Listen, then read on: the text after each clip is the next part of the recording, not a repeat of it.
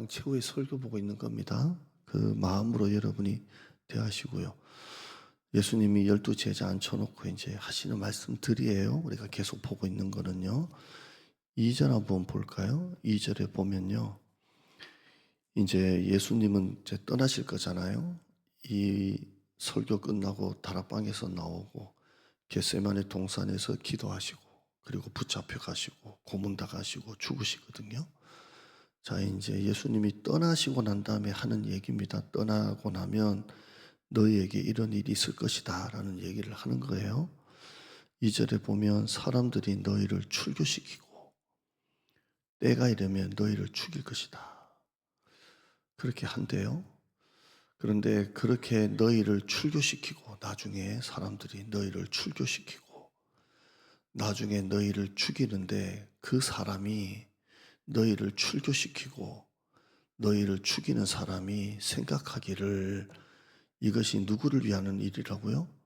하나님을 섬기는 일이라 하면서 하리라 이렇게 돼 있어요. 그러니까 사람들이 너희를 출교하고 미워하고 너희를 죽이는데 그렇게 너희를 출교한다는 게요. 그냥 교회 나가면 되지가 아니라 이 당시 출교는요. 그냥 끝나는 거예요. 정체성이 사라지는 거예요. 출교시키고 미워하고 죽이는 그 사람이 생각하기를 뭘 위해서 한다고 생각한다고요? 하나님을 섬기는 거라고 생각하고 그렇게 한대요. 이게 정통 유대 관점이에요. 이걸 신약에 가면 누가 이렇게 했었어요? 바울이 그렇게 했었어요. 바울이 예수 믿는 사람을 막 잡아 죽이고 가두고 하면서 바울이 누구를 섬기는 거라고 생각하고 죽였었어요? 하나님을 위한다고 하면서 그렇게 했었거든요. 그러다가 다메섹에서 예수님을 만나고 나니까 그가 뒤집어졌잖아요. 그래서 예수를 핍박했던 사도 바울이 예수님을 전도하는 사람으로 바뀌었는데요. 나중에 내가 이제 떠나고 난 다음에 나중에 너희가 출교도 당하고 너희가 죽기도 하는데 왜 사람들이 너희를 출교하고 죽이냐면 자기 딴에는 하나님을 섬기는 거라고 생각하고 그렇게 한대요. 그러면서 왜 그들이 그렇게 생각하냐면 3절 봐요. 그들이 이런 일을 하는 것은 할 것은 아버지와 나를 제대로 알지 못하니까 그렇게 하는 거다라는 거예요. 그러니까 성육신하신 예수님을 모르니까 하나님의 아들이신 예수님을 보낸 아버지를 제대로 모르니까 하나님을 인격적으로 알지 못하니까 자기 딴에는 하나님을 섬기는 거라고 하면서 그렇게 일을 한대요. 그러니까 우리는 이런 걸 뭐 잘못된 열심이다 이렇게 뭐 얘기하기도 하는데 유대인들이 나중에 너희들을 그렇게 죽이고 출교시키는데 자기 딴에는 누구를 위한다고요? 하나님을 위한다고 하면서 그렇게 한다. 그런데 알고 보면 하나님을 아는 게 아니라 잘 모르는 게 아니고요. 제대로 모르는 거예요. 제대로만 알면 되는데 하나님을 아는 게 아니고 제대로 모르니까 그런 걸 한다는 거예요. 그런데 4절에 왜 예수님께서 그걸 왜 말씀을 하시냐면 지금 몸으로 계실 때 하시냐면 4절 읽어봐요. 제가 한 절씩 이렇게 풀어드릴게요. 시작. 오직 너희에게 내가 지금 이 말을 하는 것은 나중에 내가 떠나고 너희가 그때를 당하게 되면 내가 너희에게 말한 이것을 기억하게 하려 함이니라. 처음부터 이 말을 하지 않는 것은 지금은 내가 너희와 함께 있기 때문이라 이렇게 말해요. 그러니까 지금은 내가 너희와 함께 처음부터 이 말을 안 한 건 처음부터 말을 하면 예수님의 제자가 믿었을까요? 안 믿었을까요? 아이고 나중에 내가 출교당하고 죽고 나면 어떻게 해? 근데 처음부터 안 하는 건요. 그때는 내가 너희와 함께 있으니까 예수님이 그 표적도 행하고 기적도 행하고 예수님이 울타리가 되어 주시잖아요. 그러니까 그때는 내가 얘기를 안 했고 근데 내가 지금 이 말을 하는 것은 뭐예요? 예수님은 떠나시잖아요. 떠나시고 난 다음에 너희가 그때를 당하면 내가 지금 너에게 말한 이 말을 기억하게 하려 함이라 그랬어요. 그러면 제자도 이걸 들었잖아요. 그러면 예수님이 떠나셨잖아요. 그러면 무슨 생각이 들 거예요? 아, 내가 출교당하는 게 예수님이 말한 그거였구나. 내가 감옥에 가는 게 예수님이 말한 그거였구나. 내가 순교까지 당할 때 그들이 무슨 생각을 했겠어요? 아, 예수님이 말씀하신 그거였구나. 내가 세상에 속한 자가 아니고 하나님께 속한 자니까 내가 이렇게 미움을 받는 거구나. 그걸 기억나게 하시려고 그런데요. 그러니까 예수님이 얼마나 이게 자상하시고 세심하냐면 이걸 나중에 너희가 기억을 떠올려 가지고 아, 그래서 그랬구나. 그래서 하나님이 예수님이 이런 말씀을 하셨구나. 미움을 받는 게 당연하구나. 내가 죽는 게 당연하구나. 내가 하나님께 속한 자고 하나님이 나를 택하셨기 때문에 내가 이렇게 당하는구나. 그래서 이걸 기억나게 하시는 거예요. 여러분 이런 은혜를 여러분이 깨닫는 은혜가 있기를 바랍니다. 아, 그래서 그랬구나. 미움받는 게 당연하구나. 저 사람들이 하나님을 몰라서 저러는구나. 아, 그렇구나. 쟤들이 하나님을 위한다고 하면서 우리를 이렇게 하는구나. 그래서 하나님이 기억나게 하려 하며 이렇게 되어 있어요. 4절 한번 다시 읽어봐요. 시작. 오직 너희에게 이 말을 하는 것은 너희로 그때를 당하면 내가 너희에게 말한 이것을 기억나게 하려 하며 이렇게 되어 있어요. 처음부터 말하는 건 그때는 내가 너희와 함께 있으니까 내가 너희들 울타리가 되어주니까 돼요. 여러분 우리나라는 핍박이 없잖아요. 지금 중동의 어떤 나라도 얼마 전에 제가 기독신문을 봤는데요. 전 세계의 가장 기독교 핍박이 가장 심한 나라가 우리가 모리타니아 선교사님도 지금 후원하고 있지만 거기는 길거리에서 예수님을 믿게 하면 돌로 쳐 죽이거든요. 그러니까 모리타니아 선교사님이 지금 제가 알고 있는 한 제가 용산에 부목사 할 때 곧 조금 지나서 모리타니아 선교로 나갔으니까 얼마나 오래 했어요? 근데 이분이 대놓고 복음을 못하고요. 안경 사업을 해요. 아, 사업이 아니죠. 그 시력 재가지고 안경을 이렇게 맞춰줘요. 이걸 배우고 가셨어요. 근데 거기는 뭐 다 우리고 말하면 그런 것도 다 통하니까 그렇게 해서 안경 시력 기계를 이렇게 가지고 가서 시력 재어주고 돋보기도 맞춰주고 우리 눈에 맞는 거 맞춰줘요. 그럼 이 사람들은 안경 없이 살다가 안경을 가지게 되면요 이렇게 확 달라지잖아요. 그거 하는 거예요. 그거 하고 이제 검사하다가 백내장, 녹내장 나오면 1년에 2번씩 우리나라 안과협회 의사들이 가요. 그래서 리스트를 가지고 수술해 줘요. 그러니까 의사들이 이분하고 이게 많이 연결되어 있어요. 알고 보면요, 우리나라 평신도 분들이요, 엄청 많이 가요. 그래서 의사분들이 와서 한 10대 분이 와가지고 그 한 주 동안 뭐 이렇게 수술 다 해주고 올라가세요. 그러니까 의사님들이 잠을 한 3시간 정도 못 잔대요. 또 수술, 또 수술. 밀리는 환자들이 너무 많으니까. 이거 하는 거예요. 근데 대놓고 예수 믿어서 하면 끝나는 거거든요. 근데 그렇게 일하는 그 직원분들 같은 그 청년분들에게 아주 조심스럽게 하는 거예요. 근데 그분이 예수를 영접하고 자기 가족에게 가서 얘기하는 거예요. 이게 십몇 년 결실이에요. 근데 우리나라는 핍박이 없는데요. 세계적으로 핍박이 지금 또 그런 나라가 있음에도 불구하고 가장 기독교 핍박이 심한 나라가 북한이에요. 부동의 일이에요. 근데 저 북한에도 우리나라 사람, 기독교인들, 지하 교인들이 얼마나 많은지 몰라요. 그러잖아요. 그러니까 오늘 우리는 핍박이 없으니까 이게 뭐 그러려니 하고 있지만 진짜 우리나라도 언제 어떻게 될지 모르잖아요. 진짜 언제 어떻게 될지 몰라요. 통일교라는 걸로 이유로 종교 해산법이 이번에 발의가 됐잖아요. 종교 해산법이라는 게 뭐냐면 국가가 하는 일에 교회가 반한 일을 하면 교회 모든 행정, 자료, 재정 싹 다 영장 없이 싹 다 뒤질 수가 있고요.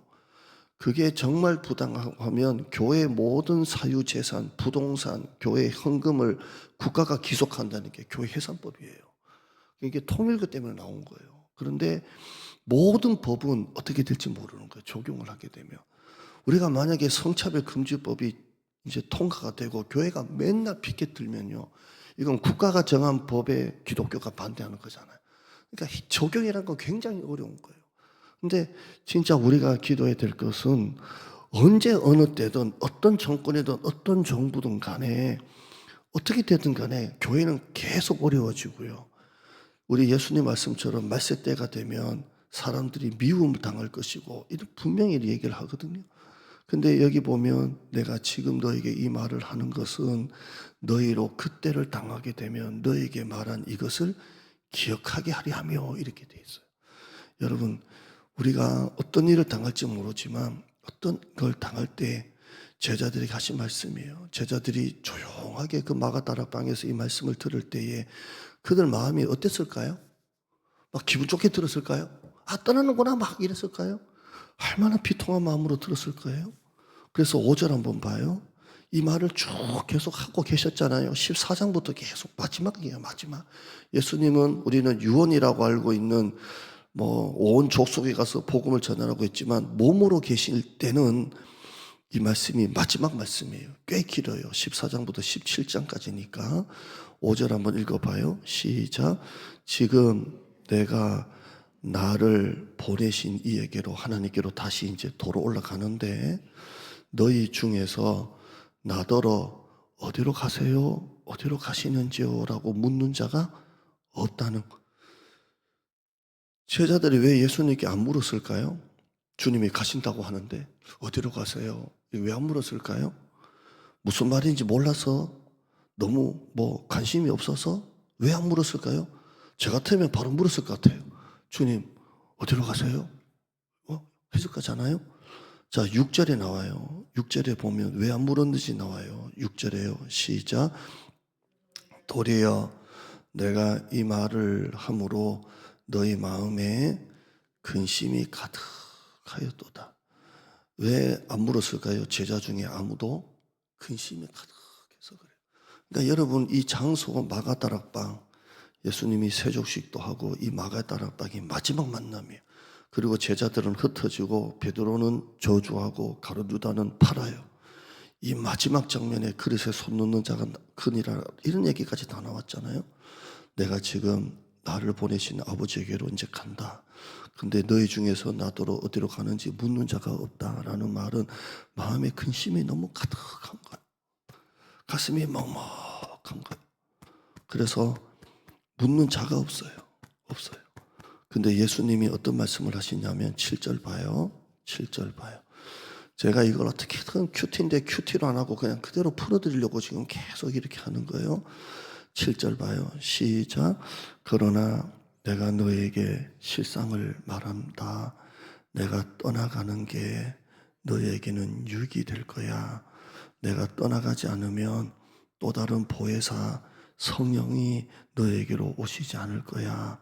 가면 내가 보혜사 성령님을 아버지께 구해서 너에게 보낼 것이야. 이렇게 말해요. 자, 이게 마지막 장면이고 어두컴컴한 그 마가다락방에 바로 나가면 이제 예수님은 기도하시고 잡혀가세요. 내가 떠나가는 게 너에게 유익이 돼. 그래요? 가시는 게 오시는 거예요. 한번 따라할까요? 가심과 오심. 예수님이 떠나가셔야 보혜사 성령님이 오세요. 가심과 오심이에요. 몸으로 계신 예수님은 곁에 계셨죠? 또 다른 보혜사 성령님은 어디 계세요? 우리 안에 계세요.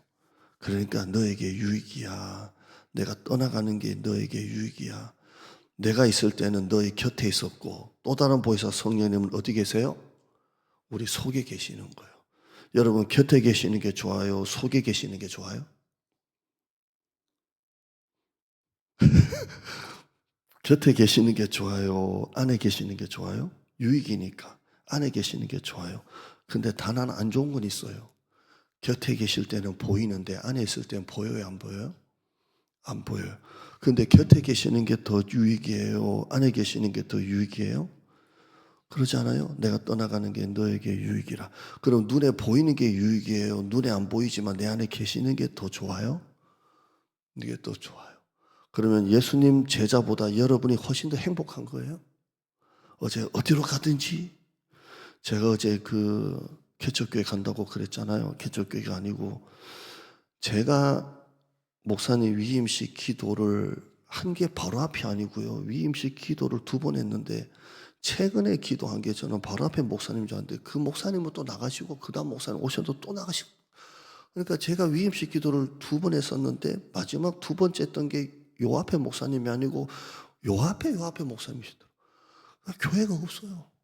사람이 없어. 다 떠났어. 장로님 한 분이 계셨는데 그분도 떠나셨더라고요. 없어요. 근데 그 목사님이 큰 딸이 하나 있어요. 외동딸 하나인데 그 딸이 그 개척하는 목회자 분들은요, 자녀들도 부모 교회 안 나가는 자녀들이 많아요.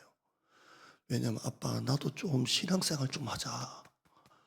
나도 좀 청년들 많은 데 가서 좀 하자. 이래서 개척교회 하시는 분들이 자녀들이 뭐 그러니까 사모님이 어떡하겠냐 해서 그런 가정들이 많거든요. 생각보다. 그런데 이 자녀는 따라왔어요. 따라와서 그 서툰데 반주하고 막 그래요.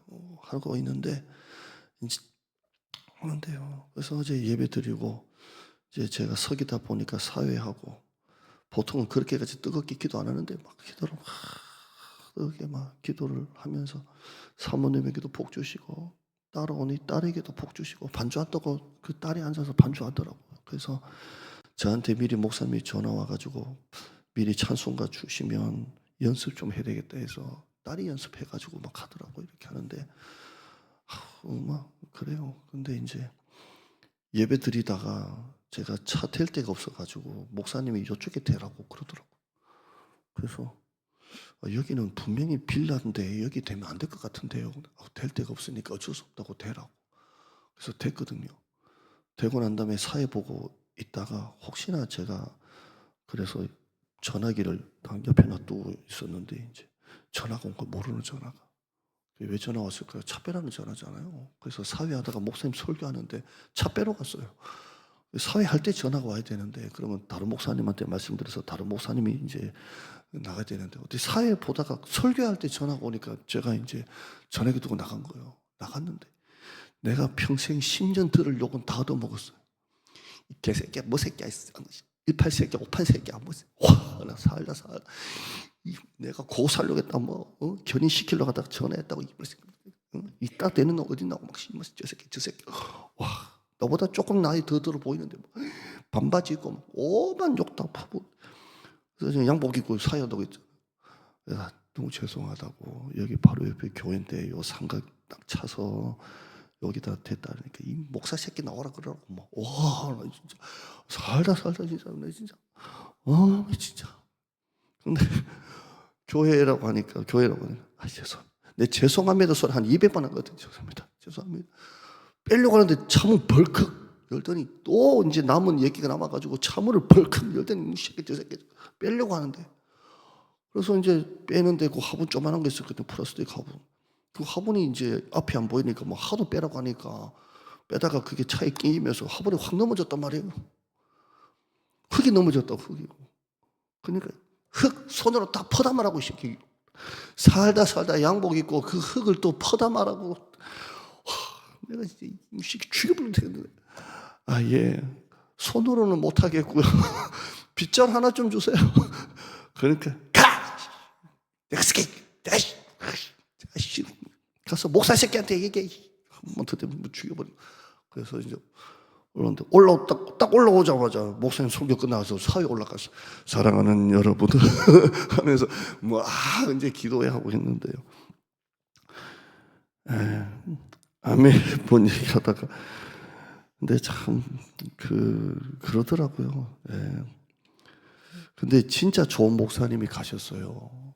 가셔서 우리 노예 어른 목사님이 옛날 교회가 딱 와보면 진짜 더러웠대요. 더럽다는 말은 교회가 낡았다는 게 아니라 앞에 목사님은 교회 청소 한번 할 생각을 안 하고 때가 꼬질꼬질했는데 제가 이번에 가니까 인테리어도 깨끗하게 했고요. 교회가 반짝반짝해요. 근데 그 인테리어 한 것도 우리 노예 목사님 중에 어떻게 인테리어를 이렇게 취미상 하셨던 분이 그걸 거저 다 해주셨더라고요. 전부 다 벽, 바닥, 강대상 뒷면, 조명까지 그분이 다른 목사님들까지 불러가지고 목사님도 재능 많은 분이 참 많더라고요. 다 했더라고요. 새로 목사님 오셔서 교회가 이렇게 깨끗해졌다고 그러는데요. 진짜 빛이 나더라고요. 그래서 기도하고 왔는데요. 여러분, 하나님 눈에 안 보이는 게 하나님 보시기에는 더 좋을 수도 있다는 거예요. 내가 떠나가는 것이 너에게 유익이라. 내가 떠나가지 않으면 보혜사가 너에게로 오지도 않는데 가면 그분이 우리에게 온대요. 가심과 오심이에요. 눈에 보이는 임재가 없어도 눈에 안 보이는 임재가 있고요. 곁에 계시는 예수님이 아니라 안에 계시는 성령님이 있어요. 우리 눈에 안 보이는 게 하나님 보시기에 좋은 것인 줄 믿습니다. 12절 한번 가보죠. 12절만 보고 마칠게요. 12절 보면요. 한번 읽어봐요. 시작. 내가 아직도 너희에게 이를 것이 많으나 지금은 너희가 감당하지 못하리라. 내가 지금도 너에게 할 말이 많은데 지금 너희들 믿음 수준으로는 감당할 수 없어서 내가 더 이상은 얘기 않겠다 이 말이에요. 아직도 너에게 할 말이 많대요. 그런데 지금은 너희가 감당할 수 없으니까 내가 더 이상은 여기까지 할게 이런 내용입니다. 그런데 13절 봐요. 내가 아직도 너에게 이를 게 많으나 지금은 너희가 감당하지 못하리라. 그런데 13절 한번 봐요. 시작. 그러나 진리의 성령이 오시면, 나는 여기까지 말했고, 그러나 진리의 성령이 오시면 그가 너희를 모든 진리 가운데로 인도하실 거야 이렇게 말해요. 지금은 내가 여기까지만 말할게. 그러나 나중에 그때 진리의 성령님이 오시면 너희를 모든 진리 가운데로 인도하실 거야 이렇게 말씀합니다. 그러니까 우리 수준 보고 예수님이 말씀하시는 거예요. 다 말하면 감당할 수 없으니까 지금은 내가 너희가 감당할 만큼만 얘기하고 나중에 이후에 진리의 성령님이 오시면 그가 너희를 모든 진리 가운데로 인도하실 거야 라고 말합니다. 여러분 지금 이해가 안 되는 거 너무 괴로워할 거 없고요. 나중에 성령께서 다 알게 하실 때가 있는 줄 믿습니다. 아, 그래서 그랬구나. 그래서 나에게 이런 일이 일어났구나. 지금은 여러분이 감당할 수 없지만요. 나중에 진리의 성령님이 여러분에게 다 깨닫게 하실 때가 있는 줄 믿습니다. 예, 그래서 지금 이해가 안 된다고 괴로워하지 마시고요. 잘 우리가 신앙으로 말씀으로 여러분이 인내해 보세요. 나중에 진리의 성령님이 다 깨닫게 하실 줄 믿습니다. 우리 기도할게요. 하나님 아버지 감사합니다. 오늘 말씀처럼 사람들이 너희를 출교하고 미워하고 할 때 하나님을 알지 못해서 자기 딴에는 하나님을 섬기는 거라 하면서 그런 일을 할 거다.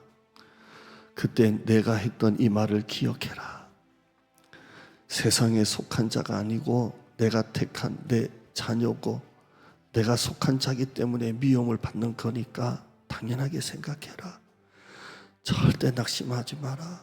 잘 이겨내라. 이 사람들이 하나님을 몰라서 그러는구나. 그렇게 알고 나중에 내가 떠났을 때 이 말씀 기억하고 고난 잘 이겨내라. 너희 중에 내가 어디로 가는지 묻는 자가 없구나. 너희 마음에 근심이 가득하구나. 그러나 내가 너에게 실상을 말하노니 내가 떠나가는 게 너에게 유익이다. 나는 곁에 있었지만 또 다른 보혜사는 너희 속에 올 것이다. 너희 속에 계실 거다. 내가 눈에 안 보이는 게 너희에겐 좋을 거다. 눈에 보이는 임재보다 눈에 안 보이는 속의 임재가 더 클 거야. 내가 아직도 너에게 이를 게 많지만 너희가 감당할 수 없어서 여기까지 말할게. 그러나 진리의 성령이 오시면 그가 너희들을 모든 진리 가운데로 이끌어내실 거야. 지금 이해가 안 돼도 괴로워하지 말고 예루살렘을 떠나지 말고 내가 내게 들은 바 명령을 지키면서 기다려라. 성령이 오실 것이다. 이게 예수님의 다락방 설교입니다. 12명이 이 다락방 설교 들을 때 마음에 근심이 가득했습니다. 그러나 이 말씀을 들으면서 조용히 주님의 얼굴을 바라봤을 겁니다. 이 마음을 우리 마음에 주시옵소서. 똑같은 12 제자와 같은 마음으로 이 새벽에 주님의 음성을 듣습니다. 고난 주간에 마가다라 방에 앉혀놓고 했던 이 말씀이 생경하게 내 말씀이 되게 하여 주시고, 그때 그 분위기에 내가 쑥 들어가게 하여 주시고, 그때 주님의 마음 듣는 제자들의 마음이 나의 마음이 되어지게 하여 주시옵소서. 세상에 혼자 나를 버려두지 아니하시고 또 다른 보혜사 성령님을 보내주신 하나님 감사함을 드립니다. 예수님의 이름으로 기도드리옵나이다. 아멘. 우리